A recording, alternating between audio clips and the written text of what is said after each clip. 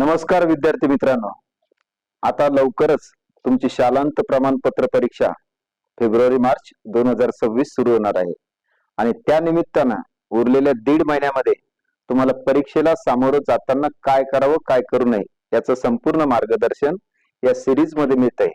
आज गणित भाग 2 या विषयाबद्दल मी तुमच्याशी चर्चा करणार आहे। मी संजय बाजे पाटील, गणित शिक्षक, मागच्या 30 वर्षापेक्षा जास्त गणिताचं अध्ययन आणि अध्यापन करतोय। परीक्षेला सामोरं जाताना हा शासनाचा एक उपक्रम म्हणून तुम्ही गणित विषयाचा अभ्यास करताना थोडीशी काळजी घ्यायची। भाग 1 आणि भाग 2 या दोन्हींचे मिळून 100 गुण असतात। भाग 1 50 गुण, भाग 2 50 गुण। 50 मध्ये 40 मार्कांची तुमची लेखी परीक्षा होणार आहे, ती बोर्ड परीक्षा असणार आहे आणि त्या 40 पैकी 40 मार्क मिळवण्यासाठी तुम्हाला थोडासा काळजीपूर्वक आणि सिरियसली अभ्यास करावा लागेल। उरलेल्या 1.5 महिन्यात तुम्ही जो अभ्यास करणार, जे घटक पाहणार ते परीक्षेत 100% आठवतीलच। त्याला फिनिशिंग टच असं आपण म्हणूयात। आणि शेवटी जाता जाता कसा अभ्यास करायचा ते आपण एकदा 100% बघूयात। परीक्षेला सामोरं जाताना गणित भाग 2।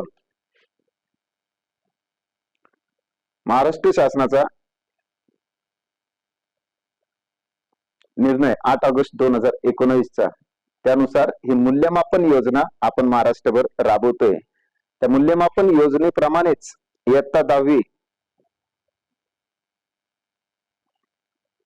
गणित भाग 2 या विषयाची एक कृती पत्रिका, तिचा आराखडा मी तुम्हाला समजून सांगतोय। एकूण गुण आहेत 40 आणि एकूण प्रश्न असतील 5।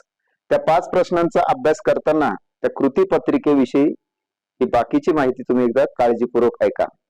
सर्वप्रथम कृती पत्रिकेच्या एकदम सुरुवातीला पहिल्या पेजवर काही सूचना दिलेल्या असतात आणि त्या सूचना त्या परीक्षे संदर्भात, त्या पेपर संदर्भात खूप महत्वाच्या असतात। ते एकदा काळजीपूर्वक आपण फक्त लक्षात ठेवायच्या। लक्षात ठेवल्या म्हणजे परीक्षेत वाचायची तुम्हाला जास्त आवश्यकता भासणार नाही। सर्व प्रश्न सोडवणे आवश्यक आहे। 5 प्रश्न असतात, 5 टप्प्यामध्ये ते सोडवायचे आहेत। गणक यंत्र म्हणजे कॅल्क्युलेटर तुम्हाला वापरता येत नाही। कॅल्क्युलेटर सारखे काही घड्याळे असतात, त्या पण तुम्हाला तिथे परीक्षेत नेता येणार नाही। एकदम साधं हाफ शर्ट पॅन्ट एवढेच तुमचे फक्त साहित्य, बाकी काही सोबत ठेवायचं नाही। पॅड आणि कंपास तुमच्याकडे असतोच। प्रश्नाच्या उजवीकडे गुण दिलेले असतात आणि डाव्या बाजूला प्रश्न क्रमांक 1 ए, 1 बी असे एकूण 5 प्रश्न तुमच्या समोर असतील। त्यात एक महत्वाची सूचना आहे प्रश्न क्रमांक 1 अ साठी। प्रश्न क्रमांक 1 हा MCQ म्हणजे बहुपर्यायी प्रश्न असेल। त्यामध्ये एका प्रश्नाची 4 उत्तरे असतात। इथे एक काळजी अशी घ्यायची की ते 4 प्रश्नांपैकी 4ही सोडवायचे, त्याला अतिरिक्त प्रश्न नसतो। म्हणजे 4 प्रश्न आणि 4 गुण। प्रत्येक प्रश्न एकदा सोडायचा। एकदाचा अर्थ असा होतो की तुम्ही एक प्रश्नाचं उत्तर लिहिलं आणि परत तोच प्रश्न घेतला। पहिला प्रश्न ए, त्यातलं पहिलं, त्याचं दुसरं उत्तर लिहिलं, पुन्हा तोच प्रश्न घेतला, पहिला ए, तेच प्रश्न आणि त्याचं उत्तर पुन्हा वेगळं लिहिलं, तर हे 3 उत्तर आहे ते 3 तपासली जात नाहीत। फर्स्ट अटेम्प्ट मध्ये तुम्ही जे उत्तर लिहिलं त्यालाच गुणदान केलं जातं, मग ते चूक असो किंवा बरोबर असो। तुम्ही रिराईट केलं असेल, खाडाखोड करून लिहिलं असेल, समजा ए असेल आणि तुम्हाला वाटलं आता याचं उत्तर बी आहे, त्या एलाच तुम्ही बी घोटून करतात, त्यालाही मार्क मिळत नाहीत। म्हणून ते उत्तर लिहिताना काळजीपूर्वक लिहायचं आणि व्यवस्थित लिहायचं। आणि पहिला प्रश्न नवीन पानावर सुरू करायचा। त्यानंतर MCQ झालं की मग त्यातलं ABCDतलं जे उत्तर असेल ते फक्त ऑप्शन लिहायचं। फक्त ए उत्तर असेल तर ए, समजा त्या विद्यार्थ्याने त्याच्या पुढे कंसामध्ये त्याचं उत्तर लिहिलं तरी चालतं, नाही लिहिलं तरी चालतं। फक्त अल्फाबेट लिहायचे। ABCDतलं एक उत्तर असेल, ए उत्तर असलं तर फक्त ए लिहायचं, बी उत्तर असलं तर फक्त बी लिहायचं। इथपर्यंत तुमच्या लक्षात आलं। आता आपण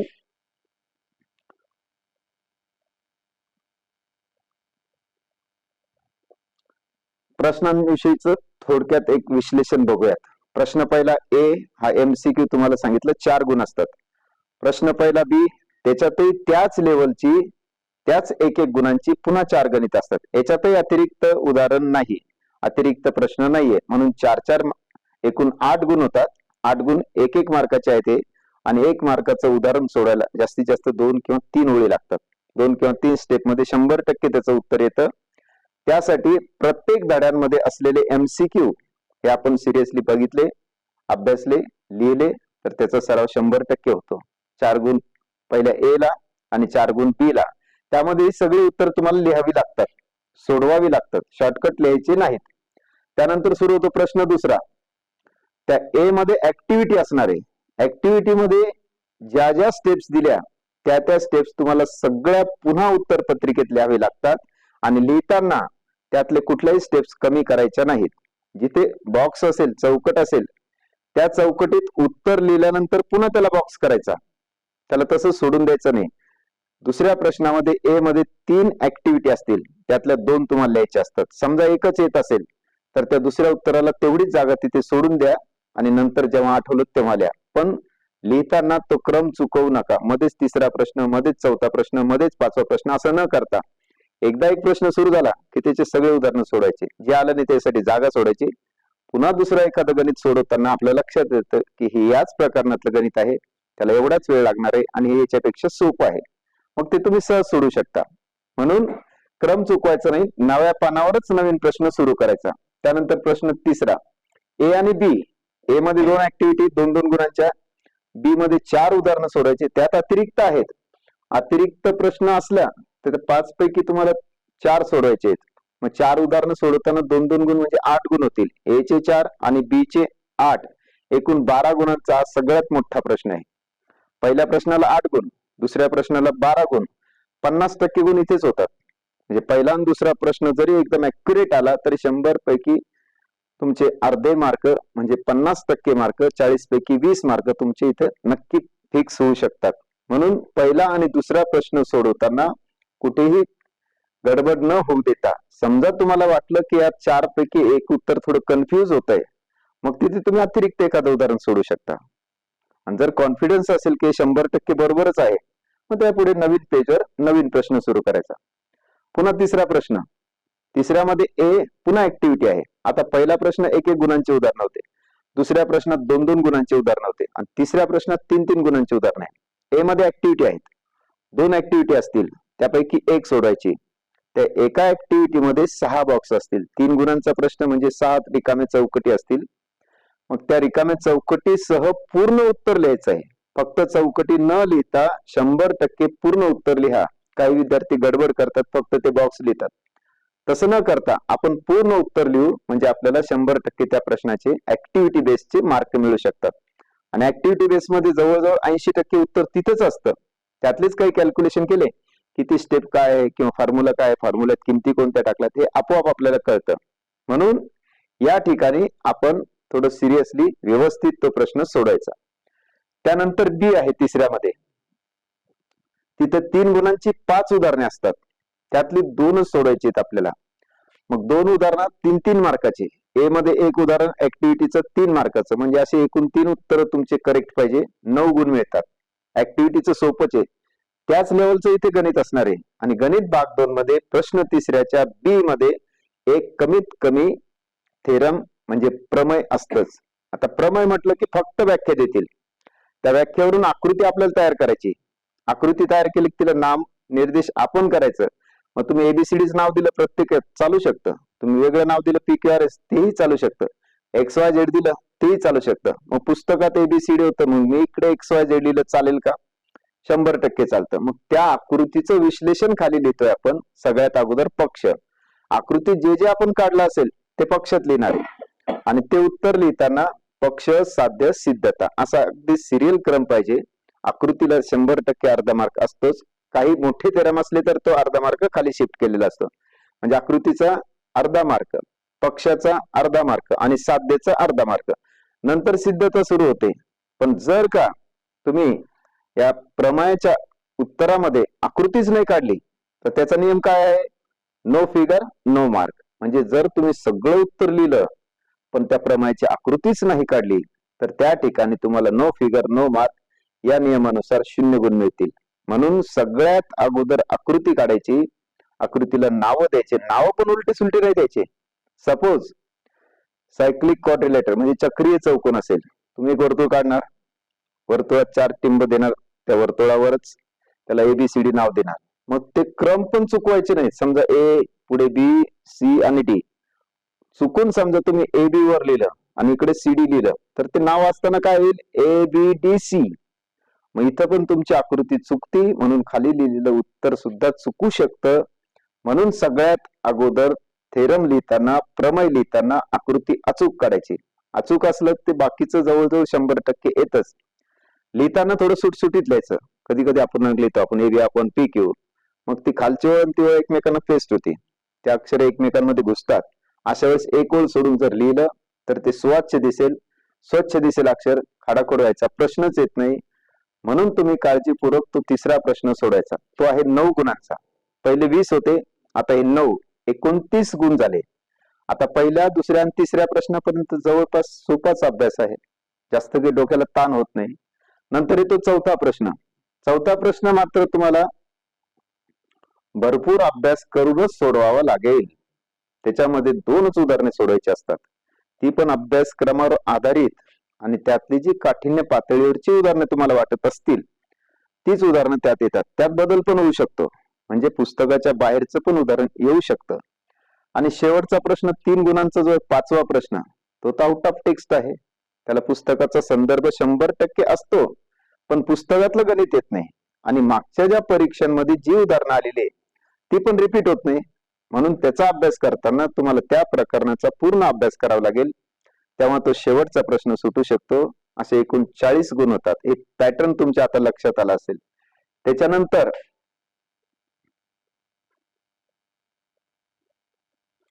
यामध्ये प्रश्न प्रकारानुसार गुण विभागणी असते. नंतर सुरुवातीला ऑब्जेक्टिव्ह म्हणजे जे MCQ वगैरे आलं ते त्या टाईपचं, त्यानंतर शॉर्ट आन्सर, त्यानंतर लघुत्तरी, आणि शेवटी दीर्घोत्तरी, असं 10, 10, 15 आणि 5 असं एकूण 40 गुणांचं तुम्हाला कॅल्क्युलेशन लक्षात ठेवावं लागेल. त्यामध्ये पण ते 40 गुण जरी असले तरी ते अतिरिक्त गुण जर धरले आपण तर ते एकूण 60 गुण होतात. 60 पैकी 40 मार्काचा पेपर सोडवायचा आहे. आणि 40 मार्काचा पेपर सोडवताना आपल्याला एक लक्षात ठेवायचं आहे की त्या प्रश्नांचा पण ज्ञान, आकलन, उपयोजन आणि कौशल्य या स्कीम नुसारच ती प्रश्नपत्रिका कन्फर्म ठरलेली असते. त्यात सहसा बदल होत नाही. 10 गुणांचे प्रश्न ज्ञानावर आधारित असतील, 10 गुणांचे प्रश्न आकलनावर आधारित असतील, आणि 16 गुणांचे प्रश्न हे उपयोजनावर आधारित असतील, आणि शेवटी एक 4 गुणांचा प्रश्न हा स्किलवर आहे. त्यासाठी तुम्हाला त्या पूर्ण प्रकरणाचा सविस्तर अभ्यास लक्षात ठेवावा लागेल. यातले सुरुवातीचे 2-3 टप्पे जर बघितले तुम्ही, ज्ञान, आकलन, उपयोजन, समजा आता उपयोजनामध्ये तुम्हाला एक फॉर्म्युला येतो, मग तो फॉर्म्युला लिहिलं, त्यात किमती टाकल्या, कॅल्क्युलेट केलं की उत्तर येतं. म्हणजे त्या टाईपचाच प्रश्न त्या प्रश्नपत्रिकेत त्याच ठिकाणी 100% असतो. आणि हे कॅल्क्युलेशन 100% प्रश्नपत्रिका काढताना ठरवली जातात. मागच्या 2-3 वेळेस मी बोर्ड परीक्षेत प्रश्नपत्रिका सेटिंगला होतो, म्हणून तुम्हाला सांगतो की हे लक्षात ठेवा, आणि त्या प्रकारचा अभ्यास केला की आपल्याला काही अवघड आहे असं वाटत नाही. आणि प्रकरणांची माहिती झाली की आपल्याला लक्षात येतं की एकदम सोपे असलेली 16 गुणांची गणित त्यात सोडवता येऊ शकतात. मध्यम प्रकारची 16 गुणांची आणि थोडीशी हाय लेवलची असलेली 8 गुणांची उदाहरणं आपल्याला सोडवायची आहेत. एकूण 40 गुणांचाच पेपर सोडवायचा आहे. पण जर तुमचा अतिरिक्त अभ्यास झाला असेल आणि तुम्हाला वाटत असेल की नाही या प्रश्नात आपण चुकू शकतो, तिथे एक्स्ट्रा उदाहरण तुम्ही सोडू शकता. मग अगोदर जागा सुटलेली नसेल, शेवटी सप्लिमेंटवर सोडा, त्याचा काहीही प्रॉब्लेम येत नाही. तुमचे सर्वच्या सर्व पेजेस लिहिलेली सगळी उत्तरं तपासली जातात, आणि एक्झामिनरने तपासली की ती मॉडरेटर तपासतात. आणि समजा तुम्हाला पैकीच्या पैकी मार्क असलेच तर पुन्हा क्रॉस चेकिंग साठी तुमचा पेपर बाहेर येतो, आणि तो वेगळ्या व्यक्तींमार्फत, वेगळ्या शिक्षकांमार्फत, मॉडरेटर, चीफ मॉडरेटर यांच्या मार्फत तो तपासला जातो. 100% तुम्ही बरोबर लिहिलंय नाही ते पुन्हा चेक होतो 2 व्यक्तींच्या मार्फत. म्हणून तुम्ही काळजीपूर्वक लिहायचं, खाडाखोड शक्यतोवर होऊ द्यायची नाही. घटकनिहाय गुण विभागणे तुम्हाला आतापर्यंत जवळपास लक्षात असणारच आहे, त्यामुळे जास्त न बोलता मी फक्त डायरेक्ट सांगतो. समरूपता पहिलं प्रकरण 10 गुणांचं, दुसरं पायथागोरस प्रकरण 7 गुणांचं, तिसरं वर्तुळ प्रकरण 12 गुणांचं. याला जास्त मार्क आहे. वर्तुळ प्रकरण पण मोठं आहे, त्यात घटक पण जास्त आहे, थेरम पण आहेच, म्हणजे सविस्तर अभ्यास तेच आहे. त्यानंतर भौमितिक रचना 7च गुणांचं आहे, निर्देशक भूमिती हेही 7 गुणांचं आहे, त्रिकोणमिती हेही 7 गुणांचं आहे, आणि शेवटचं महत्व मापन हे प्रकरण 10 गुणांचं आहे. म्हणजे असे एकूण विकल्पासह 60 गुणांचे जरी उदाहरणं असले तरीही एखादा पेपर सेटर, समजा तिथे तुम्हाला भौमितिक रचना 7 मार्कांचं दिलंय, मग तो एखादा मार्क जर इकडे तिकडे होत असेल तर तो मार्क ते दुसऱ्या प्रकरणाला शिफ्ट करतात. म्हणजे उदाहरण जर कमी झाले, मार्क कमी होतात, म्हणून एखादा गुण इकडे तिकडे झाला तर त्याच्यात काही विशेष असा फरक पडत नाही, कारण तेवढे अधिकार त्या पेपर सेटरला असतात. म्हणून तुम्ही काळजीपूर्वक अभ्यास करताना हे लक्षात ठेवायचं की आपण किती गुणांच्या प्रकरणाचा अभ्यास करतोय. त्यानंतर शेवटची एक स्लाइड आहे या पहिल्या टप्प्यामधली, इव्हॅल्युएशन. अंतर्गत जे गुण आहे ते तुमचे 10 आहे, म्हणजे शाळेकडनं तुम्हाला 10 गुण मिळणार आहे. त्यामध्ये प्रॅक्टिकल असणारे 2 आणि गृहपाठ असणारे 2. गणित भाग 1 मध्ये पण तसंच, भाग 2 मध्ये पण तसंच. ही 10 गुण आणि 40 गुण लेखी परीक्षा, असे एकूण 50 गुणांचा भाग 2 चा पेपर असेल आणि भाग 1 चाही तेवढाच. आता त्यानंतर आपण प्रश्नपत्रिका बघूयात. आता आपण प्रश्नपत्रिकेचा एकदा थोडक्यात आढावा घेऊयात. प्रश्नपत्रिकेमध्ये 5 प्रश्न असणार आहे. 5ही प्रश्न तुम्हाला सोडवायचे आहेत आणि त्या 5 प्रश्नांचं स्वरूप कसं असतं हे मागच्या वर्षीचा म्हणजे मार्च 2025 चा एक पेपर इथं तुमच्या समोर दाखवतोय. 7 मार्च 2025 ला झाला होता. गणित भाग 2 पहिल्याच पेजवर सूचना आहे. मगाशी आपण सूचनांचा उल्लेख केला आणि अभ्यासही केला. सर्व प्रश्न सोडवणे आवश्यक, कॅल्क्युलेटर वापरता येणार नाही, प्रश्नाच्या उजवीकडे गुण दाखवतात. बहुपर्यायी प्रश्नांसाठी फक्त अल्फाबेट म्हणजे ABCDतलंच एक उत्तर लिहायचं, ते पण एका खाली एक लिहा.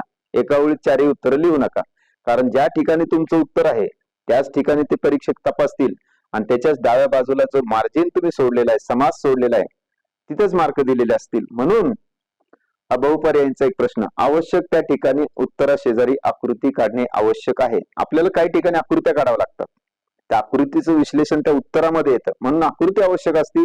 त्या ठिकाणी तुम्ही आकृती काढली पाहिजे.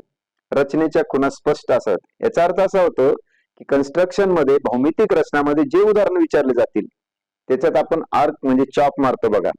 ते चॉप मारताना काय करायचं, त्या बाजूच्या त्या सेगमेंटच्या सेंटरला चॉप येईल असं थोडस मोठा चॉप मारायचा आणि दुसरा चॉप दुसऱ्या बिंदून त्याला इंटरसेक्ट करणारा म्हणजे छेदणारा असावा. समजा छेदलं नाही तर काय विद्यार्थी त्याला हाताने त्याला कनेक्ट करतात आणि थोडीशी रेष वाढवतात, तिथं पण मार्क जातात. म्हणून काळजीपूर्वक तुम्ही ती आकृती काढताना जे आर्क मारले, जे कंस काढले ते मिटवायचे नाहीत, पुसायचे नाहीत. लांब झाला तर होऊ द्यायचा, छोटा झाला तर त्याला वाढवायचं. वाढवताना एक आयडिया लक्षात ठेवायची, आर्क मारला आणि तो इथे थांबला, तिथूनच तो पुढे वाढायचा. तुम्ही त्याला असं पुन्हा पुन्हा घासलं ते झिकझॅक होईल आणि मग तिथे तुमचे मार्क जाऊ शकतात. म्हणून लक्षात ठेवायच्या ह्या सूचना. प्रमेयाची सिद्धता लिहिण्यासाठी आकृती आवश्यक आहे आणि नो फिगर नो मार्क मगाशी आपण चर्चा करताना बघितलं. म्हणून सगळ्यात अगोदर त्या प्रमेयाची व्याख्या वाचायची, कोणतं प्रमेय आहे ते बघायचं आणि त्याची आकृती काढली की पक्ष साध्य सिद्धता असं लिहायचं. प्रश्नांचा एक थोडक्यात आढावा घेऊया आपण. प्रश्न पहिला आहे बहुपर्यायी म्हणजे MCQ. त्यातला 1 नंबरचा प्रश्न बघा, खालीलपैकी कोणते पायथागोरसचे त्रिकूट आहे? 5 5 2 2 2 2 3 4 5 1 5 10. हे पायथागोरसचे 5 7 त्रिकूट आहेत. तेवढी जर लक्षात ठेवली तर आपल्याला 100% आठवतं की 3 4 5 जर घेतला तर 5 या संख्येचा वर्ग 25 होतो आणि त्या 2 आणि 3च्या वर्गांची बेरीज केली ती पण 25 येते, म्हणजे पायथागोरसचं त्रिकूट आहे. म्हणून त्या प्रश्नाचं उत्तर आपल्याला लगेच आठवू शकतं. आता इथं बी जर उत्तर असेल तर तुम्ही त्या उत्तरात फक्त बी लिहायचं, त्याच्या पुढे 3 4 5 लिहायची आवश्यकता नाही, पण लिहिलं तरी चालेल, त्याला काही मार्क कट होणार नाही, काही नाही. त्यात दुसरा प्रश्न, ओ केंद्र असलेल्या वर्तुळात अंतर्लिखित कोण ACB आहे, त्याचं माप 65 अंश आहे, तर त्याने अंतरखंडित अतीत अंतर्लिखित अंतरखंडित याचा अर्थ जर आठवला आपल्याला तर बरोबर आपण त्या प्रश्नाचं उत्तर शोधू शकतो. हे 4 पर्याय, त्यातलं एकच उत्तर बरोबर असणार आहे. 3 आणि 4 या बिंदू आरंभ बिंदूचे अंतर टिंब आहे. मग यापैकी एक 3 आणि 4 घेतलं तुम्ही, म्हणजे याचा संदर्भ जर तुम्ही त्या पायथागोरसच्या त्रिकुटाशी लावला तर 3 4 5 कदाचित तुम्हाला आठवतं. मग ते प्लस आहे का मायनस आहे हे पण तुम्हाला थोडासा विचार करावा लागेल. 100% तिथे उत्तर आढळू शकतं तुम्हाला. चौथं त्यातलं MCQतलं चौथं उदाहरण, एका शंकूची त्रिज्या 5 सेंटीमीटर असून त्याची लंब उंची 12 सेंटीमीटर आहे, तर तिरकस उंची काढा. लंब उंची म्हणजे परपेंडिक्युलर, त्या बिंदूपासून सरळ रेष मारलेली असते आणि तिथे 90 अंशाच्या कोनाचं एक चिन्ह काढलेलं असतं, ती लंब उंची झाली. आणि तिरकस म्हणजे तिरपी उंची. मग एक उंची दिली, पाया दिला, कर्ण काढतोय. याचा पण संबंध आपण पायथागोरसशी लावू शकतो, त्रिकुटाशी लावू शकतो आणि पटकन उत्तर आपल्याला ते सापडू शकतं. पहिल्या प्रश्नातली सगळी उदाहरणं याच लेवलची आहेत. त्यात जास्त काही वेळ लागत नाही आणि उत्तर शोधण्यात आपल्याला जास्त विचार पण करावा लागत नाही. अगदी 5 मिनिटाच्या आत जवळपास मॅक्झिमम मुलांचा पहिला प्रश्न सोडवून होतो आणि त्यात आहे 4 आणि 4 8 गुण. आता थोडा विचार करायचा कसा बघा. बी सुरू झाला तर पहिल्या प्रश्नाचा. इथं पण एक एक गुणांचीच उदाहरणं आहेत. एबीसी मध्ये बीडीसी म्हणजे बी डी आणि सी हे एका सरळ रेषेत आहे. इथे दिसतंय तुम्हाला बीडी 7 बीसी 20. आता इथं रेशो विचारला, गुणोत्तर विचारलंय. आता तुम्ही या त्रिकोणांचा सराव केलेला असतो पहिल्या प्रकरणात. तिथं लक्षात येतं की हे दोन वेगवेगळे त्रिकोण आहे. त्या दोन त्रिकोणांची ही एक बाजू कॉमन आहे आणि जर त्याच्या एका बिंदूपासून एक परपेंडिक्युलर म्हणजे लंब उंची काढली तर या त्रिकोणाची पण उंची तीच असणार आहे, या त्रिकोणाची उंची तीच असणार आहे. मग आपल्या लक्षात येतं की हे दोन त्रिकोण समान उंचीचे त्रिकोण आहे. मग त्या ठिकाणी आपल्याला एक कन्सेप्ट लक्षात येतो, कोणता? समान उंचीच्या त्रिकोणांच्या क्षेत्रफळांचं गुणोत्तर. आता उंची म्हटलं की काय येतं? पाया. पाया म्हटलं काय तर उंची, आणि पाया आणि उंची काहीच नसेल, मग पाया आणि उंचीच्या गुणाकाराच्या गुणोत्तर एवढं. हे तीनच गुणधर्म तिथे शिकलोय आपण. त्या तीन पैकी एकच गुणधर्म वापरायचा असतो आणि एकावरच प्रश्न तिथे विचारलेला असणार आहे. पुढचा प्रश्न बघूयात आता 2 नंबरचा. काटकोन त्रिकोण दिसतोय. काटकोनाचं चिन्ह इथं पण एन जवळ आणि क्यू जवळ पण आहे. मग काटकोन त्रिकोण त्याच्यात पुन्हा कर्णावर परपेंडिक्युलर काढली. मग त्या ठिकाणी आपल्याला लक्षात येतं की अरे काटकोन त्रिकोण आणि कर्ण याचा कुठला तरी गुणधर्म वापरलेला असणार आहे. प्रश्नपत्रिका सोडवताना प्रश्नपत्रिकेला आता आपण कृती पत्रिका म्हणतोय. ती कृती पत्रिकामध्ये कृती करावे लागतात, काही ऍक्टिव्हिटी करतोय म्हणून त्याचं नाव बदलून आपण कृती पत्रिका हे पुन्हा पुन्हा लक्षात ठेवा. त्यातलं तिसरा प्रश्न. आता तिसरं उदाहरण. एका रेषेने एक्स अक्षाच्या धन दिशेला 30 अंशाचा कोन केला तर त्या रेषेचा चढ काढा. चढ काढताना तुम्हाला त्या 30 अंशाचा संदर्भ त्याच्याशी लावता येतो आणि ते बरोबर उत्तर सापडतं. शेवटचं चक्रीय चौकोन. मगाशी आपण चक्री चौकोनाचा उल्लेख केला की एक वर्तुळ त्याच्यावर 4 बिंदू जोडले तर एक चक्रीय चौकोन तयार होतो. मग त्याचा गुणधर्म आठवतो आपल्याला, कोणता? त्याचे समोरासमोरील कोन जे आहे म्हणजे अपोजिट अँगल्स त्यांची बेरीज 180 येते. एकाचं माप दिलं, दुसरं काढा. आता एबीसीडी मध्ये ए बी सी म्हणजे ए च्या समोर बरोबर सी येतोय, म्हणून त्या ए कोणाच्या समोरचा कोण असणार आहे? सी. मग एकाचं माप दिलं तर 180 तून ते वजा केलं की ऑटोमॅटिक तुम्हाला पुढच्या प्रश्नाचं उत्तर मिळेल. अशा पद्धतीने प्रश्न क्रमांक 1, प्रश्न क्रमांक 2 इथं जरा काळजीपूर्वक बघा. पी केंद्र, वर्तुळाची त्रिज्या 10 सेंटीमीटर आणि जीवा एबी वर्तुळ केंद्राशी काटकोन केलेला असल्यास वर्तुळ पाकळीचे क्षेत्रफळ काढण्यासाठी खालील कृती पूर्ण करा. दुसरा प्रश्न सुरू झाला की ए मध्ये ऍक्टिव्हिटी, तिसऱ्या प्रश्नाच्या ए मध्ये पण ऍक्टिव्हिटीज. आकृती असल्यामुळं तिचं उत्तर विश्लेषण इथं जवळजवळ स्पष्ट दिलेलं असतं आणि वर्तुळ केंद्राजवळ जो कोन तयार होतो त्या कोनाचं माप आपण थीटा असं गृहीत धरतो. मग थीटाचं माप दिले 90, पायाची किंमत दिली 3.14, रेडियस म्हणजे आर आहे 10. सूत्र इथं लिहिलेलं पण सूत्राचं उत्तर थोडस सोडलेलं त्याने, थीटा अपॉन 360 इंटू. मग हे उत्तर आठवलं की फॉर्म्युला तुम्हाला करेक्ट आठवतो. फॉर्म्युल्यात नंतर किमती टाकलेल्या असतात. ही किंमत 3.14 पायची म्हणजे इथं पाय लिहावं लागेल. हे 10चा स्क्वेअर केला, 10 काय? रेडियस म्हणजे त्रिज्या आहे. मग या ठिकाणी आपल्याला आठवतं की हे जर पायची किंमत लिहिली तर इथं पाय लिहावं लागेल. ही आर चा वर्ग केला म्हणजे इथं आर वर्ग लिहावं लागेल, म्हणजे फॉर्म्युला तयार होतो. त्याच्यावरच आधारित सगळ्या स्टेप असतात आणि एकदम सोपं असतं, त्याला काही जास्त विचार करायची गरज पडत नाही. त्यानंतर आहे दुसरं उदाहरण. प्रश्न पाहिल्या तुम्हाला उत्तराचा काही भाग. आता कृती पत्रिकेमधला तिसऱ्या प्रश्नातलं बीचं हे दुसरं गणित.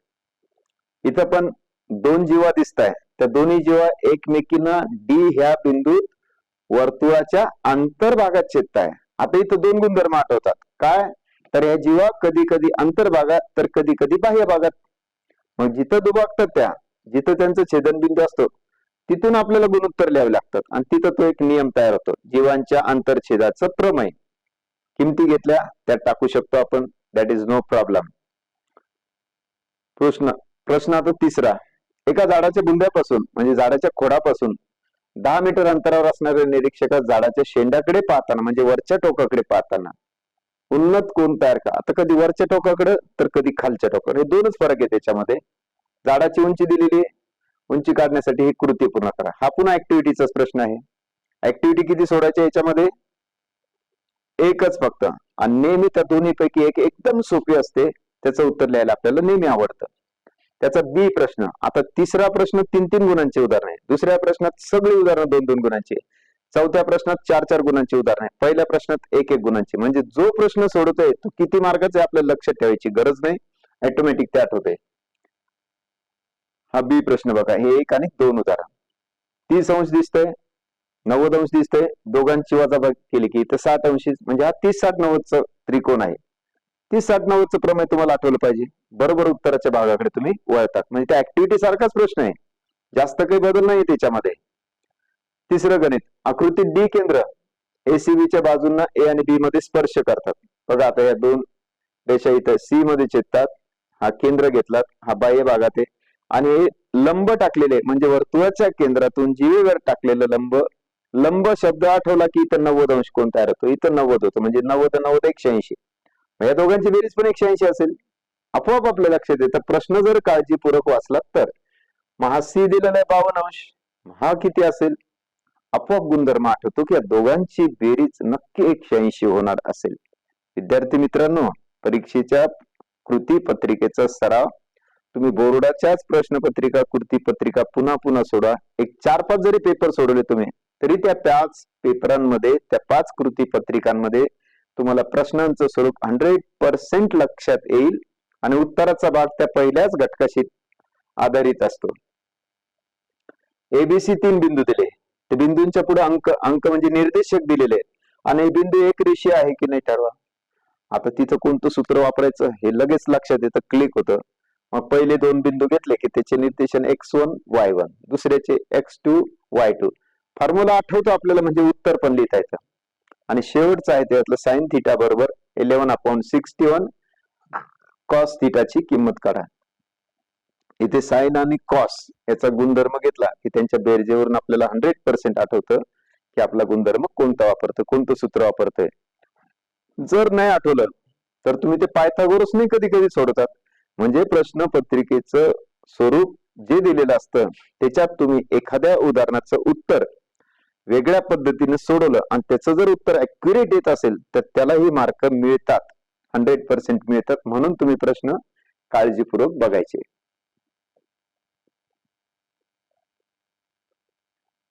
तिसरा प्रश्न पुन्हा ऍक्टिव्हिटी बेस. त्या ऍक्टिव्हिटी बेस मध्येच त्या प्रश्नाचं निम्म उत्तर इथं फिक्स असतं, फक्त त्या 2-3 चौकटी तुम्हाला कंप्लीट करायच्या असतात. दुसऱ्या प्रश्नातल्या ऍक्टिव्हिटी मध्ये 4 बॉक्स असतील, 4 रिकामे चौकटी असतील, आणि तिसऱ्या प्रश्नाच्या ऍक्टिव्हिटी मध्ये 6 चौकटी असतील. प्रत्येक चौकटीतलं उत्तर लिहिलं की प्रत्येक चौकटीच्या उत्तराला अर्धा गुण आहे.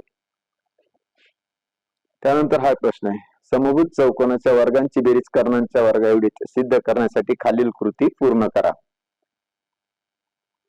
आकृती दिलेली होती, पक्ष लिहिला, आकृतीवरून पक्ष लिहिलेला, तिथं जे नाव होतं तेच इथं पाहिजे, ते पण उलट सुलट लिहायची गरज नाही आपण जेव्हा थेरम लिहितो तेव्हा. आणि कृती पूर्ण करताना हे सगळ्या चौकटी भरल्या की पूर्ण कृती जशीच्या तशी तुमच्या उत्तर पत्रिकेमध्ये दिसली पाहिजे. आता बी मध्ये 4 आहे, त्यातले 2च सोडायचे, म्हणजे 50% उदाहरण तुमच्या समोर एक्स्ट्रा आहे. समांतरभुज चौकोनाचे शिरोबिंदू आहेत की नाही दाखवा. पी क्यू आर एस 4 बिंदू दिले, अगोदरच्या गणितात 3 बिंदू होते आणि ते एक रेषीय आहे की नाही दाखवायचे होते. तिथं कुठला फॉर्म्युला वापरला, इथं कोणता फॉर्म्युला वापरणार, बरोबर लक्षात येतं आपल्या. सिद्ध करा की, आता इथं फक्त व्याख्या आहे, हे कॉमा इंटू इन्व्हर्टेड कॉमा मध्ये. वर्तुळाच्या बाह्य भागातील बिंदूपासून त्या वर्तुळाला काढलेले स्पर्शिका खंड एकरूप असतात. आकृती दिलेली नाहीये, प्रमायची आकृती प्रश्नात दिलेली नसते, ती आकृती आपण मनाने काढायची, त्याला नावं पण बरोबर द्यायचे, आणि शेवटी त्याची पक्ष, साध्य, सिद्धता ह्या 3 टप्प्यामध्ये अचूक उत्तर लिहायचे. चौथा प्रश्न, 4.1 सेमी त्रिज्या घेऊन वर्तुळ काढा. वर्तुळ केंद्रापासून 7.3 अंतरावरील बिंदूतून स्पर्शिका काढाव्या. इथं कच्ची आकृती काढावी लागेल पहिल्यांदा. कच्ची आकृती काढताना कुठलंही साहित्य वापरायची गरज नाही, पेन्सिल घ्यायची, वर्तुळ, बाह्य भागात बिंदू, त्याला स्पर्शिका दाखवायची, आणि त्याची ओरिजिनल आकृती काढताना मात्र पट्टीच्या साहाय्याने, कंपासच्या साहाय्याने अचूक काढायची. तिथं मारलेले अर्क म्हणजे कंस ते मिटवायचे नाहीत, एकही कंस मिटवायचा नाही, त्याला पुन्हा घोटायचं नाही, रिराईट होऊ द्यायचा नाही तो. आणि एकदा अर्क मारला थोडा मोठा मारायचा, म्हणजे दुसरा त्याला इंटरसेक्ट करताना आपल्याला लगेच लक्षात येतं. मग कच्ची आकृती आणि पक्की आकृती, त्याच्या त्या स्टेप्स लिहायची शक्यता म्हणजे गरज नसते, फक्त मार्क कशाला पडतात हे लक्षात ठेवायचं आपण. ते तुम्हाला एका उत्तर पत्रिकेमध्ये, नमुना उत्तर पत्रिकेमध्ये मी दाखवतोच. एका विद्यार्थ्याने ती सोडवलेली असणार आहे, ती तपासलेली असेल. चौथा प्रश्न आता आता चौथा प्रश्न थोडस हाय लेवलचा असेल, त्याला विचार करावा लागेल, अभ्यास करावा लागेल. मग चौथ्या प्रश्नात 2 उदाहरणं सोडवायचे तुम्हाला. प्रश्न पहिला, त्रिकोण दाखवताय 2, एक रेष काढली. इथं आपल्याला हे गुणोत्तर विचारलेले आहेत, माप दिलेली आहेत काही. ही बोर्डची मागच्या वर्षीची मार्च 2025 ची बोर्डाची कृती पत्रिका आहे. ती जशीच्या तशी तुमच्या समोर आम्ही प्रेझेंट करतोय. म्हणजे तुम्हाला जर का उत्तर प्रश्न बघायचे असेल, तुम्ही मागच्या वर्षीची एक कृती पत्रिका शोधा. इथं पण तुम्हाला दिसेल व्हिडिओमध्ये, ती पण तुम्ही काळजीपूर्वक बघितली की लक्षात येईलच. हे 3 उदाहरण होते, त्यातले 2 सोडवायचे आहेत. एक गणित अतिरिक्त आहे, पण त्या 3 मध्ये एक गणित एकदम सोपं असतं, 2 गणित थोडी विचार करायला लावतात, आणि ते 2 पैकी एक तर आपण सोडवू शकूच जर अभ्यास केलेला असेल तर. आणि शेवटचा प्रश्न हा जो 5वा आहे 3 गुणांचा, इकडे मार्क दाखवलेले आहेत आणि इकडे प्रश्न आहेत. त्यातलं एकच उदाहरण सोडवायचं, एकच गणित सोडायचं, पण ते दोन्ही गणित कुठल्या तरी 2 प्रकरणांवर असतील आणि ते गणित पुस्तकातले छापलेले येत नाहीत, पुस्तका बाहेरचे येतात, त्यात बदल केलेला असतो. म्हणून ते पुस्तकातले गणित काळजीपूर्वक बघायचे, म्हणजे त्याच्या बाहेरचं गणित तुम्हाला सहज सोडवता येऊ शकतं. आता ही झाली कृती पत्रिका पूर्ण. आता शेवटच्या टप्प्यामध्ये तुम्हाला मी फक्त त्याचं एक मॉडेल आन्सर, एका विद्यार्थ्याने लिहिलेलं, त्याची कृती कशी केलेली, त्याने मार्क कसे दिलेले आहेत, मार्क कुठे कटलेले हे आपण बघूयात. आता प्रश्नपत्रिका झाली, त्याचं कॅल्क्युलेशन आपण बघितलं, मूल्यमापन बघितलं. आता एक नमुना उत्तर पत्रिका जी SSC बोर्डाच्या परीक्षेमध्ये विद्यार्थ्यांनी सोडवलेली आहे, त्याचा एक नमुना तुमच्या समोर दाखवतो, आणि ती तपासताना मार्क किंवा गुण कसे दिले जातात त्याच्याविषयी आपण चर्चा करू. प्रश्न पहिला ए होता, नवीन पानावर सुरू केलं, आणि जिथे प्रश्न सुरू झाला त्याच्याच वरच्या बाजूला हे जे बॉक्स असतात त्याच्यातच त्याची पोस्टिंग केलेली असते, त्याचेच गुण तिथे लिहिलेले असतात. म्हणून तो प्रश्न लिहिताना कंटिन्यू लिहायचा. नवीन प्रश्न असेल समजा दुसरा, तिसरा, चौथा, कुठलाही, या पहिल्यानंतर दुसरा सोडवा असं काही नाही. समजा तुम्हाला 5वा 100% येत असेल, तुम्ही 5वा सोडू शकता. म्हणून उत्तर कशी लिहिलीत बघा, पहिल्यातलं ए, त्याचं बी लिहिलं, किंवा हे 3, 4, 5 आहे, म्हणजे हे लिहिलं तरी चालतं, हे लिहिलं तरी चालतं. पण कृती पत्रिकेत काय सांगितलंय, अल्फाबेट लिहा, म्हणजे ABCDचं उत्तर लिहा, म्हणून एक बी लिहिण्याचा प्रयत्न करायचा. त्याच्या पुढे उत्तर लिहिलं तरी त्याला काहीही होत नाही. म्हणून BDCC हे 4 उत्तर होते, त्याला डायरेक्ट 1-1 गुण आहे. आपल्या गणितामध्ये मॅक्झिमम अर्ध्या गुणांच्या स्टेप आहे, पण हा पहिला प्रश्न या ठिकाणी 1-1 गुणांचा आहे. फक्त इथे रिराईट करायचं नाही, इथे खाडाखोड होऊ द्यायचे नाही. हे पहिल्याचं ए लिहिलं, पुन्हा पहिल्याचं एचं पहिलंच, पुन्हा दुसरं उत्तर, पुन्हा तिसरं उत्तर, पुन्हा चौथं उत्तर, आणि तेच गणित 3-4 वेळेस लिहिलं तुम्ही. याच्यात फर्स्ट अटेम्प्ट मध्ये जे उत्तर तुम्ही लिहिलं असेल त्यालाच गुणदान होतं, बाकीचे तपासले जात नाही. म्हणून तिथं काळजी घ्यायची की 4 उत्तर लिहिताना जे ABCD अक्षर लिहिणारे ते एकदाच लिहायचे, अचूक लिहायचे, त्याला घोटायचं नाही, रिराईट करायचं नाही, खाडाखोड होऊ द्यायची नाही. हे 4 गुण. दुसरा प्रश्न 2 स्टेप मध्ये उत्तर आलं, समान गुणोत्तराचं लिहिलेलं आहे त्याने, समान उंचीच्या त्रिकोणाचं गुणोत्तर लिहिलेलं आहे. म्हणून थेरमचं गुणोत्तर लिहायला अर्धा गुण आणि ते अंक तिथे लिहायला अर्धा गुण, अर्धा ना अर्धा 1 होतं. मग याचं पोस्टिंग पण इथे केलेलं आहे, बीचं पहिलं, बीचं दुसरं, बीचं तिसरं, बीचं चौथं. एचे ही 4 उत्तर आणि बीची 4 उत्तर, याची टोटल 8 होते. समजा हे एखादं उत्तर त्याने चुकून कुठल्या तरी पेजवर लिहिलं असेल, तर इथे लिहितात फ्रॉम पेज 8, म्हणजे 8व्या पानावरून हे गुण इथं घेतलेले आहे. तिथं त्या उत्तराचे तिथे लिहितात ऑन पेज 1 किंवा 2 किंवा 3, जिथं असेल तिथे. म्हणून ही काळजी घ्यायची की लिहिताना आता पहिलं उत्तर झालं, त्याच्या खाली दुसरं उत्तर येते. आकृती पाहिल्यावर लक्षात आला की ते भूमिती मध्याचं प्रमेय वापरलेलं आहे. मग भूमिती मध्याचं प्रमेय आपल्याला इथं त्या आकृतीनुसार लिहिता आलं पाहिजे. त्याच्यात किमती टाकल्या आणि किमतींचा गुणाकार केला. इकडे स्क्वेअर होता म्हणून इकडे याचं पण स्क्वेअर रूट घेतलं, NQ चा स्क्वेअर होता, आता इथे NQ लिहिलं, म्हणजे इथं आपण दोन्ही बाजूंचं वर्गमूळ घेतोय. वर्ग असलेली संख्या इकडच्या बाजूला दिसते तेव्हा तिचं वर्गमूळ निघतं, आणि नाही निघलं तर वर्गमूळ चिन्हामध्ये ती संख्या लिहून टाकायची. तिसरं थिटा दिला होता, तिसरं 30, रेषेचा चढकाला टॅन थिटाचं गुणोत्तर तिथं लिहिलेलं आहे 1/√3, याला अर्धा मार्क, तर फॉर्म्युला लिहायला अर्धा मार्क. चौथं गणित होतं चक्रीय चौकोनाचं, म्हणजे ते विरुद्ध कोण आपण 180 बेरीज करून दाखवणार होतं. एक दिला होता 100, बेरीज 180 घेतली, वजाबाकी केली, 80 उत्तर आलं. त्या बेरजेचं सूत्र लिहायला अर्धा मार्क आणि ते उत्तर काढायला अर्धा मार्क. आता एक लक्षात ठेवा, पहिल्या प्रश्नातली सगळी उत्तर 2 किंवा 3 स्टेप मध्ये होतात. त्याला काही खूप एक पूर्ण पेज लागतं, 1.5 पेज लागतं असं काही नाही. एका पानावर पण पूर्ण होऊ शकतं. म्हणजे एक पानावर तुम्ही 5 मिनिटांमध्ये 8 गुण मिळवतात. 40 पैकी 8 झाले, राहिले फक्त 32 गुण. दुसरा प्रश्न त्याच लेवलचा, जास्त काही अवघड नाही येतो. आता पहिला प्रश्न संपला, हे पान उरलं होतं त्याच विद्यार्थ्याचं, म्हणून तिथे क्रेश मारले गेली. म्हणजे प्रत्येक पेज तुमचं चेक होतच. एखाद्या वेळेस चुकून राहिलं आणि ते मार्क नाही मिळाले आणि तुम्ही प्रश्नपत्रिकेची झेरॉक्स मागवली उत्तर पत्रिकेची, त्याच्यात लक्षात येतं, मग ते गुण वाढू शकतं तुमचे रिचेकिंग मध्ये. पण शक्यतो तसं होत नाही. म्हणून आपण काळजी घ्यायची की क्रमाने प्रश्न जर लिहिले तर सगळ्या गुणांचं पोस्टिंग तिथे दिसतं. दुसरा प्रश्न, ए 3 उदाहरणं असतात, त्याने तिन्ही लिहिलेत, पण एक एक्स्ट्रा झालं त्यातलं, म्हणून हे 2च गुण धरले जातील. 2 आणि 2 4, 2 ऍक्टिव्हिटीना 4 गुण असतात. इथे 2 आणि 2 4. आता इथं बी सुरू झालं, त्याच्यात त्याला 1च मार्क पडला होता. 4 उत्तर पाहिजे आपल्याला, पण 5वं उत्तर त्यानं लिहिलेलं आहे. त्याला कन्फ्युज झालं की तिथे मार्क मिळतील की नाही, त्याने ते अर्धच लिहिलेलं आहे, म्हणून त्याला 1च गुण मिळाला. मग कमी गुणांवाल्या उत्तराला अतिरिक्त समजलं जातं आणि जास्त गुणांवाले उदाहरण गृहीत धरले जातं. 2 4 6 8 म्हणजे बी चे 8 गुण आणि ए चे 4 गुण, दोघांची बेरीज येते 12. समजा कधी ही बेरीज 11.5 झाली तर 11.5ला राऊंड ऑफ करताना ते 12च होतात. ते प्रत्येक प्रश्नांच्या बाबतीत होतं, म्हणजे टोटलच्या बाबतीत नाही. पहिल्याची टोटल ती जर राऊंड अप नसेल, 8 पैकी 6.5 असतील तर त्याला बरोबर करून 7 केलं जातं.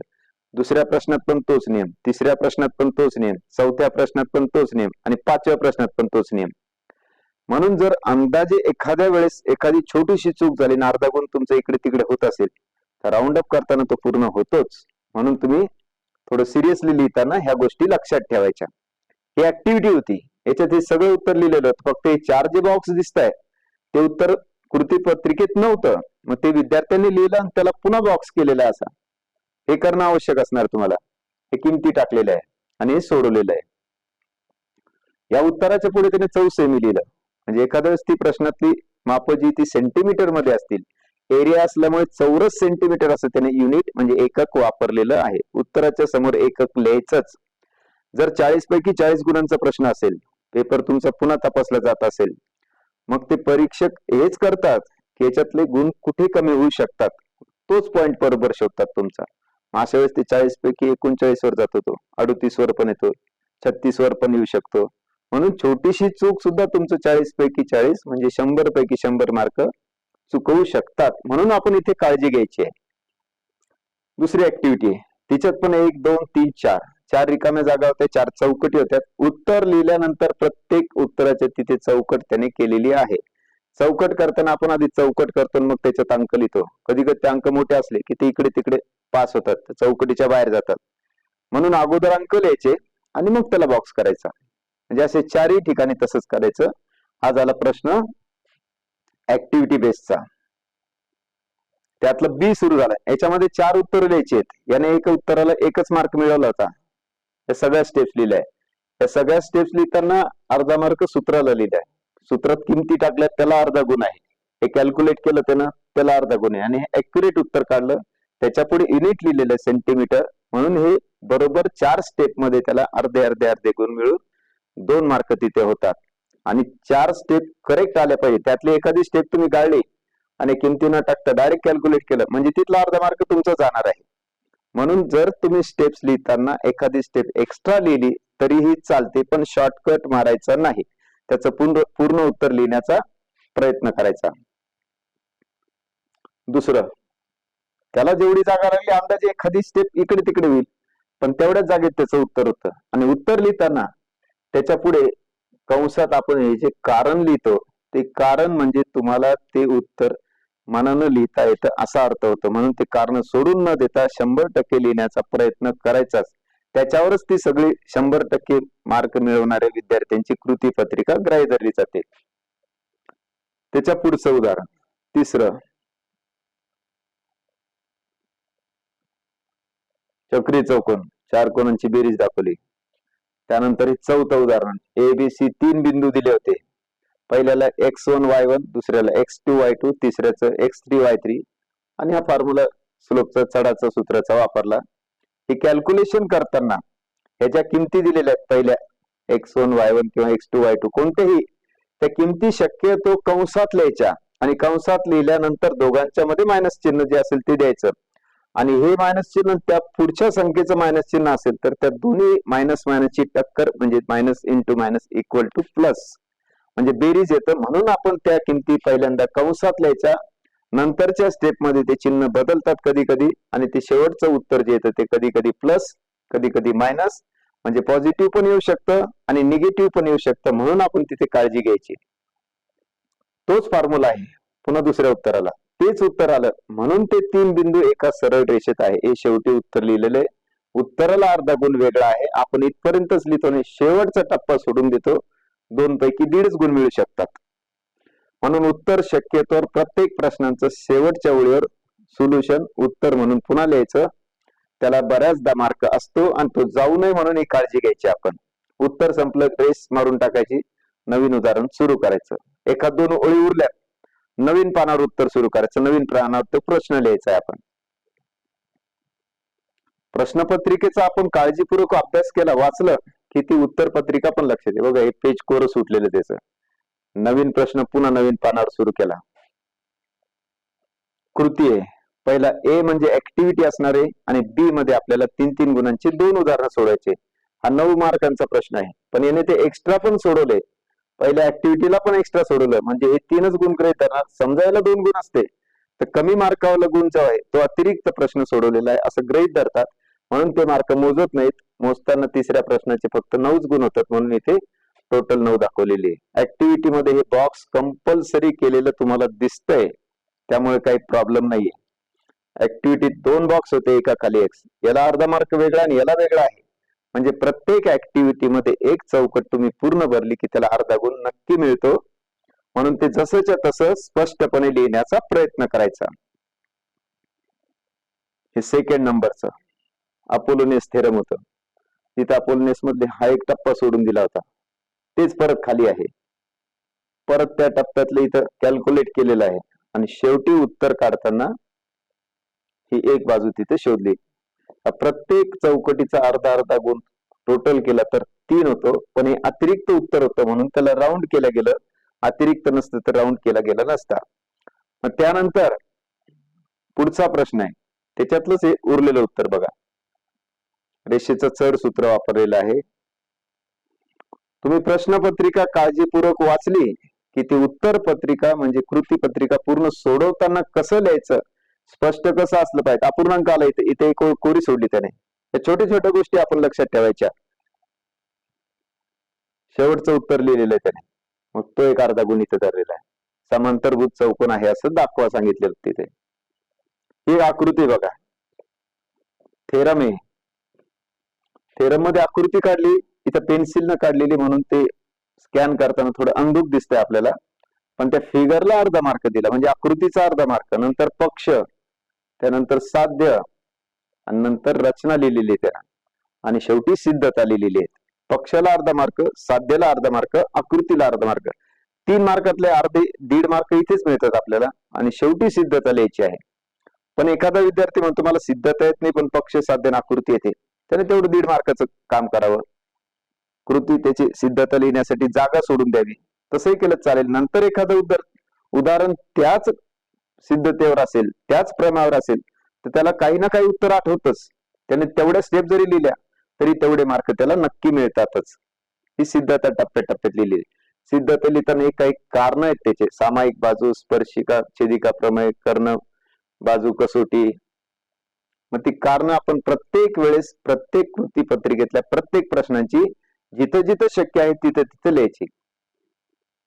एक त्रिज्या दिली होती वर्तुळ काढला आपण त्याला गुण मिळणार. वर्तुळाच्या बाह्य भागात केंद्रापासून अंतरावर 7.3 अंतरावर एक बिंदू घेतला होता. हे थोडं अंधुक म्हटलं पेन्सिलचं असल्यामुळे. त्याचे गुण कसे मिळालेत बघा. त्रिज्या घेऊन वर्तुळ काढलं त्याला मार्क आहे. तो केंद्रापासून बाह्य भागात एक बिंदू घेतला 7.3 अंतरावर त्या ओ केंद्रापासून मोजायचा तो त्याला पुन्हा मार्क आहे. दुभाजक काढत ओएचा लंब दुभाजक काढला त्याला अर्धा गुण. स्पर्शिका दोन्ही काढल्या वेगवेगळ्या त्याला अर्धा अर्धा गुण आहे. कधी कधी त्या स्पर्शिकेचं मापही विचारतात, तेही आपण मोजू शकतो किंवा लिहू शकतो. हे पुढचं उदाहरण सोडवलेलं आहे. आता चौथा प्रश्न, 3 उदाहरणं असणार आहे, त्यातलं 2 उदाहरणं सोडायचे, एक उदाहरण एक्स्ट्रा असेल, पण त्या 3 पैकी एक एकदम सोपं असतं. बऱ्याचदा ते उत्तर सगळ्याच विद्यार्थ्यांचं बरोबर येतं. मग राहिलं एकच गणित, त्याचा थोडासा अभ्यास तुमचा अतिरिक्त पाहिजे. जर 40 पैकी 40 गुण घ्यायचे असेल तर आपल्याला कुठले तरी 2-3 प्रकरण एकदम परफेक्ट करावं लागतील, की त्यातला जर प्रश्न इकडे आला तर तो आपण सोडवू शकतो. हे पहिलंच उत्तर आहे. इथं कारण लिहिलंय त्याने समोर, याच्या पण समोर कारण लिहिलंय, याच्या पण समोर कारण लिहिलंय. कारण लिहिण्याचा प्रयत्न करायचाच, तेव्हा आपल्याला ती कृती पत्रिका पूर्ण करता येऊ शकते. एक आदर्श उत्तर पत्रिकेसारखे उत्तर लिहिलेले आहेत. त्याच्यात सगळ्या स्टेप्स, ज्या ज्या स्टेप्सला मार्क आहे, ज्या ज्या पायऱ्यांना मार्क आहे, त्या स्टेप्सच्याच पुढे ही स्टेप याला मार्क असेल तर याच्या जवळच ते तपासलेलं असतं, कुठे पण राईट मारलेलं नसतं. या पायरीला मार्क आहे म्हणून त्याच्या समोरच ते तपासलेलं असणार आहे. विश्लेषण नीट बघा एकदा काळजीपूर्वक. 2 त्रिकोण काढायचे होते आपल्याला. कन्स्ट्रक्शन मधला म्हणजे भौमितिक रचनेतला प्रश्न आहे. कधी कधी 2 त्रिकोण वेगवेगळे येतात, कधी कधी ते त्रिकोण एकावर एक असतात, म्हणून आपल्याला त्या त्रिकोणाच्या खालच्या बाजूला एक कोण काढावा लागतो आणि त्याचे सारखे भाग करावे लागतात, आणि मग ते त्या शेवटच्या बिंदूला कधी शेवटून जोडावं लागतात, कधी मधून जोडावं लागतात. ते कसं जोडतात ते फक्त आपण सराव करताना लक्षात ठेवायचं, की त्याचा रेशो दिलेला असतो एक कुठला तरी 2/3. मग आता त्या गुणोत्तराचा जो रेशो दिलेला आहे, जे गुणोत्तर दिलं 2/3, याचा अर्थ 2 ही त्या पहिल्या त्रिकोणाची बाजू असेल आणि 3 ही त्या दुसऱ्या त्रिकोणाची बाजू असेल. म्हणजे याचा अर्थ असा होतो की हे गुणोत्तर लिहिताना खालचा अंक जर मोठा असेल तर तो दुसरा त्रिकोण मोठा येतो, आणि पहिला अंक जर मोठा असेल तर तो पहिला त्रिकोण मोठा असतो, म्हणजे त्याच्या आतमध्ये दुसरा येतो. आणि खालचा त्रिकोण मोठा असेल तर त्या त्रिकोणाच्या बाहेर तो जातो. एवढा एकच फरक फक्त सराव करताना लक्षात ठेवा, म्हणजे तुम्हाला 100% ते आत येतो की बाहेर येतो त्याचा अर्थ लक्षात येईल. ह्या गुणोत्तरावर ते डिपेंड असतं. हे गुणोत्तर लिहिले, सगळ्या बाजूंची मापं काढलीत आणि त्या प्रत्येक उत्तराला अर्धा अर्धा मार्क. नंतर आकृत्या काढायला, पहिला त्रिकोण काढला, दुसरा काढला, त्याला पण मार्क आहे. म्हणजे पहिला त्रिकोण काढला त्याला 1 गुण, दुसरा काढला त्याला 1 गुण, असे एकूण 4 गुण झाले. सहसा भौमितिक रचनेतला प्रश्न जर तुम्हाला समजलेला असेल तर त्याचं अचूक उत्तर तुम्हाला काढता येतं. पहिल्यांदा कच्ची आकृती, कच्च्या आकृतीहून फेर आकृती काढायची. स्टेप्स नाही लिहिल्या तरी चालतात. आणि त्यात जर तुम्ही खाडाखोड केलेली नसेल, ते आर्क कुठे पुसलेले नसतील, हाताने असे रफ केलेले नसतील, हाताने पुन्हा त्याला जोडलेलं नसेल, तर त्याला पैकीच्या पैकीच गुण मिळतात. त्याच्यात कुठेही गुण कापले जात नाहीत. आणि याच्यानंतर हे तिसरं उदाहरण, हे 4 प्रश्नामध्ये, चौथ्या प्रश्नामध्ये 3 उदाहरणं होते, त्यातली 2च आपल्याला सोडवायची होती. पहिलं वक्र उंची काढली, फॉर्म्युला लिहिला त्याने, फॉर्म्युल्यात किमती टाकल्या, स्क्वेअर रूट काढलं, म्हणजे फॉर्म्युला लिहायला आणि ते उत्तर काढायला या 2च स्टेपला मार्क आहे. मग इथे तुम्ही थोडीशी एखादी स्टेप गायब केली तर काही विशेष फरक पडत नाही, पण ती गायब केली की आपलं पुढचं उत्तर चुकतं. म्हणून लिहिताना सगळ्या स्टेप सविस्तर लिहिण्याचा प्रयत्न करायचा, काही जास्त वेळ लागत नाही. आपला एकूण 60 गुणांची ती कृती पत्रिका, त्यातले 40च गुण सोडायचे आणि शेवटी 10 मिनिटं बाकी राहतील एवढ्या स्पीडनं उत्तर लिहित राहायचं. म्हणजे वेळेकडे लक्ष ठेवायचं. ते 10 मिनिटं याच्यासाठी की आपण पहिल्या प्रश्नातले किती सोडवले, त्यात कुठे कन्फ्युज होत होतं का, कुठे मार्क जाईल असं वाटत होतं का, दुसऱ्या प्रश्नातलं एखादं उदाहरण राहिलं का, का पूर्ण पेपर सोडवलाय, हे आपल्याला सहज लक्षात येतं. 10 मिनिटातल्या शेवटच्या 4-5 मिनिटात तुम्ही पूर्ण पेपर ऑब्झर्व करू शकता, कुठे राहिलं का लिहायचं. समजा एखादं राहिलं असेल, चूक होईल असं वाटत असेल, तर ते त्यातलं एक्स्ट्रा असलेलं उदाहरण तुम्ही शेवटी सोडवायचं. म्हणजे ते कमी होणारे मार्क बरोबर तुम्हाला आउट ऑफ मार्क पर्यंत घेऊन जातात आणि 40 पैकी 40 मार्क मिळण्याचा नक्की प्रयत्न होतो. मग तुम्ही खेड्यातले विद्यार्थी आहे का, शहरातले विद्यार्थी आहे का, इंग्लिश मिडियमचे का मराठी, याचा काही विचार नाही केला जात. तुम्ही उत्तर कसं लिहिलं, तुम्ही अक्षर कसं काढलं आणि स्टेप्स कसे लिहिल्या, याच्यावर ते सगळी उत्तरं अवलंबून असणार आहेत. हे दुसरं उदाहरण. आता इथं चौथा प्रश्न संपला, एकदम शेवटचा प्रश्न आहे 5वा. त्या 5व्या प्रश्नात 2 पैकी एकच उत्तर लिहायचंय, त्या एकालाच 3 मार्क मिळणार आहे. हा 5वा प्रश्न तुमच्या पुस्तकाच्या बाहेरचा असणार आहे, आउट ऑफ टेक्स्ट असणार आहे, म्हणून त्याचा अभ्यास ज्या प्रकरणावर ते उदाहरण आलेलं असणार आहे त्या उदाहरणाचा अभ्यास, म्हणजे त्या प्रकरणातलं ते पूर्ण प्रकरण जर समजलेलं असेल तर 100% ते पण उत्तर लिहिता येतं. बाहेरचं म्हणजे असे कुठले गणित नसतात की ज्याचं उत्तरच येत नाही. असे कुठले गणित टाकत नाही की जे तुमच्या बौद्धिक क्षमतेच्या खूप उच्च पातळीवरचे असतील. अगदी इंजिनिअरिंगचं गणित घेतील आणि तुम्हाला टाकतील असं नाही होत. त्याच लेवलची पुस्तकात जे कन्सेप्ट आहेत त्याच्यावरच आधारित तो शेवटचा प्रश्न असतो. म्हणून शेवटचा प्रश्न एकदा सुटतो, कधी कधी चौथ्या प्रश्नात गडबड होती, कधी कधी पहिल्या प्रश्नात एमसीक्यूत गडबड होती, तिथे रिराईट केलेलं असतं, खाडाखोड असते म्हणून मार्क जातात. पण सहसा 35च्या वर मार्कांपर्यंत तुम्ही लिहू शकले, काळजीपूर्वक लिहिलं की 40 पैकी 40 मार्क पडतात. म्हणजे 100 पैकी 100 मार्क गणितात घेऊ शकतात. दरवर्षी आपल्या छत्रपती संभाजीनगर डिव्हिजन मध्ये आपल्या गणित भाग 2 मध्ये 3000पेक्षा जास्त विद्यार्थी फक्त इथलेच ते 100 पैकी 100 मार्क घेतात. मग जर तुम्ही प्रॉपर अभ्यास केला तर त्याचे दुप्पट पण होऊ शकतील. तुमचाही नंबर त्यात नक्की येऊ शकतो. म्हणून तुम्हाला फेब्रुवारी-मार्च 2026 मध्ये जी बोर्ड परीक्षा तुम्ही देणार आहात त्या परीक्षेसाठी मी खूप खूप शुभेच्छा देतो. धन्यवाद. जय हिंद, जय महाराष्ट्र.